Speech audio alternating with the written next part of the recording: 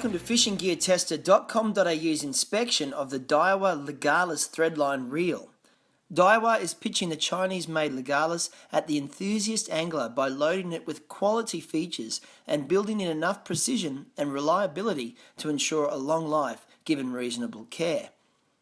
The frame is made of Daiwa's super metal aluminium alloy. There's more super metal in the sideplate bearing housing, meaning the drivetrain bearings are supported by the rigid metal for strength and good gear meshing.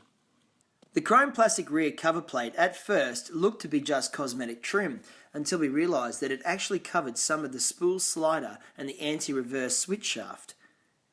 We weren't able to remove the alloy main gear for our inspection because of the sitting of the screw that locks the spool oscillating slider to the main shaft. It's mounted on the upper face of the slider and we didn't want to damage the reel for the strip down.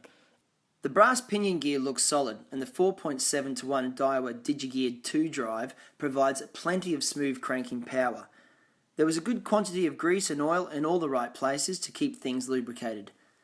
The machined alloy handle had a comfortable knob and good anodizing protection. The rotor comes with Daiwa's painted and very successful air bail, and the Twistbuster 2 line roller has a bearing that should be easy to replace down the track. Daiwa's ABS spool is among the best in the business. It's famous for casting off lines smoothly and progressively with very few wind knots. The spool on the Legalis has plenty of anodizing and its finish certainly adds to the reel's cosmetic appeal. The line capacities offer enough of either braid or mono for the fishing styles and environments Legalis reels are typically going to be used for, allowing you to fish your favourite baits or lures with peace of mind. The large diameter drag washers are a mix of polished steel locking washers and friction washers made of Daiwa's polymer compound. We at first thought that there was some sort of colour flaw in the poly washers, but when we looked closely, we could see that it was just a smear of Daiwa's drag grease that had gone waxy in the cold weather. That should warm up on the first fish. The drag capacities are perhaps not as impressive as some of Daiwa's more high-profile reel series.